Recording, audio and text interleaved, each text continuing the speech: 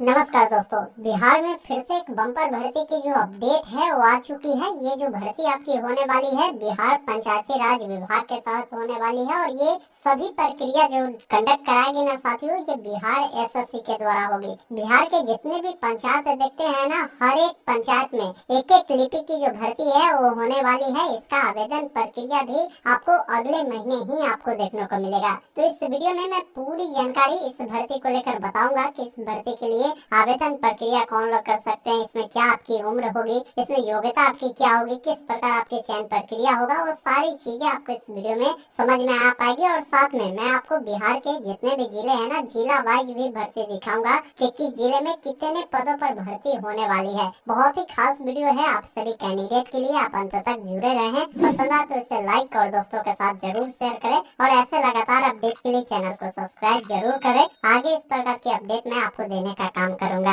मैं आपको कई सारे नोटिफिकेशन दिखाऊंगा। ये नोटिफिकेशन बिहार सरकार पंचायती राज विभाग के द्वारा जो कैबिनेट में जो स्वीकृति मिली थी वो पेज है हमारे पास, जिसमें बताए गए हैं कि 8,093 पदों पर निम्न वर्गीय लिपि की जो पद की स्वीकृति है वो दी गई है, जिस चीजों को लेकर यहाँ पर बताए गए हैं। इसके अलावा मैं और नोटिफिकेशन दिखाता हूँ। आज के पेपर अगर आप देखेंगे तो उसमें ये जानकारी दिया गया है कि पंचायतों में 8,093 लिपिकों की बहाली अगले महीने से, ये ध्यान रखिएगा। इसके अलावा मैं और नोटिफिकेशन आपको दिखाता हूँ। ये नोटिफिकेशन बिहार सरकार पंचायती राज विभाग के द्वारा जारी किया गया, जो कि संकल्प है, नियमावली है पंचायत स्तर पर जो भर्ती आपकी हो रही है निम्न वर्गीय लिपि की 8,093 पदों पर, उसको लेकर जारी किया गया। तो तीन अपडेट मैं आपको दिखा रहा हूँ। ये बिल्कुल भर्ती आनी तय है। ये भर्ती आपको अगले महीने हो सकता है देखने को मिल जाएगा। तो पूरी अपडेट यहाँ पर बताए गए हैं, जिसमें बताया गया है कि राज्य के ग्राम पंचायतों में पंचायत स्तर पर अभियंत्रण संगठन कार्यालय में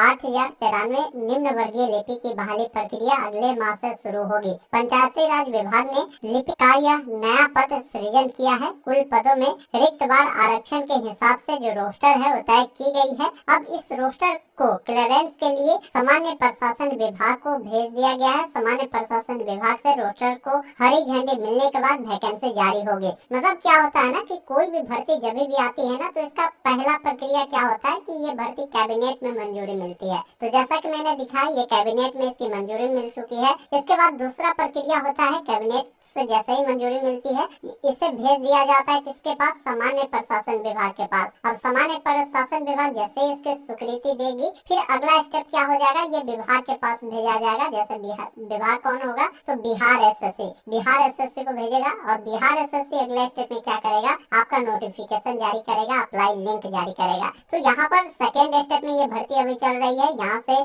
उम्मीद है कि आपको जुलाई महीने में हरी झंडी मिल जाएगी। फिर बिहार एसएससी के पास ये चला जाएगा और बिहार एसएससी जुलाई महीने में इसकी नोटिफिकेशन और अप्लाई लिंक जो है जारी करने वाली है, ये ध्यान रखिएगा। इसके अलावा यहाँ पर बताया गया है पंचायतों में लिपि की बहाली बिहार राज्य कर्मचारी चयन आयोग यानी बिहार एसएससी के माध्यम से होगा। माना जा रहा है कि जुलाई में लिपि की रिक्त सामान्य प्रशासन विभाग के माध्यम से बिहार राज्य कर्मचारी चयन आयोग को भेज दी जाएगी। मतलब जुलाई महीने में ही बिहार एसएससी को ये भेज दी जाएगी। इसके बाद बिहार एसएससी विज्ञापन जारी कर योग्य अभ्यर्थियों से जो आवेदन है वो लेगा। पंचायती राज विभाग का लक्ष्य है कि विधानसभा चुनाव से पहले पंचायतों के लिए लिपि की बहाली प्रक्रिया पूरा करा ली जाए। हालांकि वैकेंसी जारी होने के बाद आवेदन के लिए अभ्यर्थी को लगभग 1 महीने का जो समय है दिया जाएगा। अगर जुलाई में इसका नोटिफिकेशन अप्लाई डेट आता है तो पूरे अगस्त तक आपको जो है फॉर्म भरने का यहाँ पर मौका मिलेगा। रोस्टर क्लियरेंस सामान्य प्रशासन से जो है मांगी स्वीकृति, इस चीज के बारे में बताया गया है।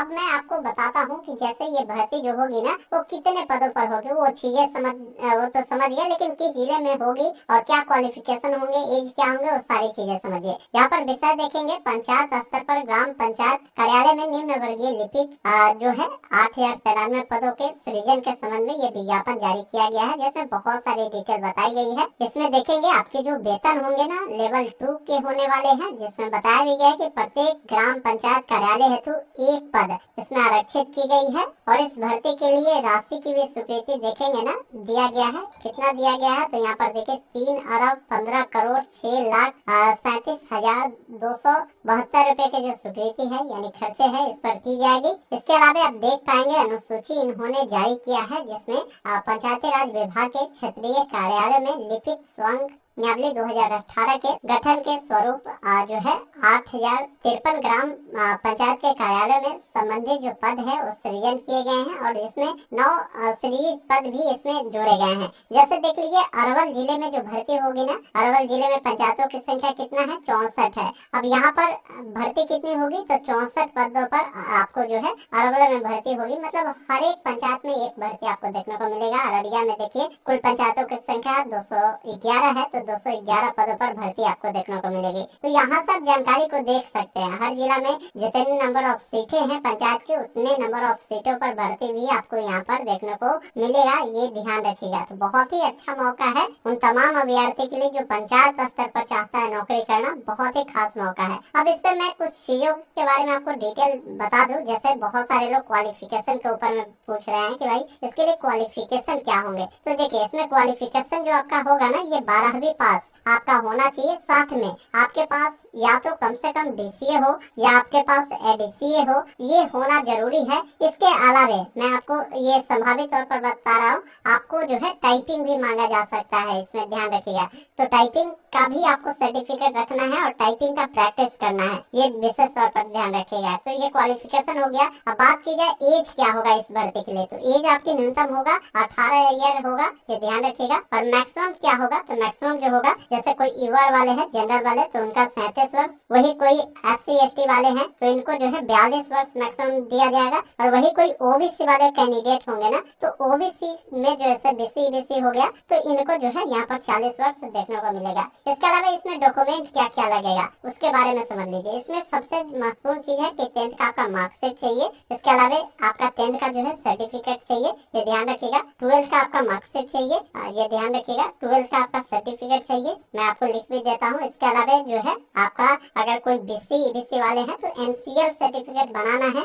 SC ST वाले हैं तो आपको कास्ट सर्टिफिकेट बनाना है। और मैं कहूँगा कि आप अपना निवास भी जरूर बनवा लीजिएगा, निवास भी हो सकता है आपसे मांग लिया जाए। तो ये डॉक्यूमेंट रखिए, आधार कार्ड रख लेना है, मोबाइल नंबर, ईमेल ID और हाल का एक फोटो होना चाहिए। तो ये सारी चीजें चाहिए। अब बात करते हैं इसमें भाई चयन प्रक्रिया आखिर में होगा कैसे। तो देखिए बिहार SSC इसका प्रक्रिया ले रही है। तो बिहार SSC इसके लिए जो है आपका एग्जाम कंडक्ट करवाएगी। एग्जाम के आधार पर जो है इसमें चयन प्रक्रिया होगा। इसका सिलेबस क्या होगा, तो सिलेबस के ऊपर में मैं अलग से वीडियो लाऊंगा। जैसे ही बिहार SSC इसका विज्ञापन जारी करता है तो उसमें सारी चीजें आपको बता दी जाएगी सिलेबस के ऊपर में भी। अभी तक की जो भी अपडेट है मैंने आपको सारी चीजों को बिल्कुल विस्तार पूर्वक बताया। भर्ती जुलाई महीने में आने की पूरी संभावना है। तो जो कैंडिडेट अगर नौकरी की तैयारी करते हैं ना, तो आप ऐसे भी बिहार SSC का जो 12th लेवल का सिलेबस है ना, उसको देखिए। उसके आधार पर ही सिलेबस रहेगा। 12th का जो अपने इंटर स्तरीय एक भर्ती जो निकाला गया था बिहार SSC में, उसका जो सिलेबस है उसी आधार का इसका भी सिलेबस हो सकता है। बाकी डिटेल नोटिफिकेशन आएगा तो जानकारी मिलेगा।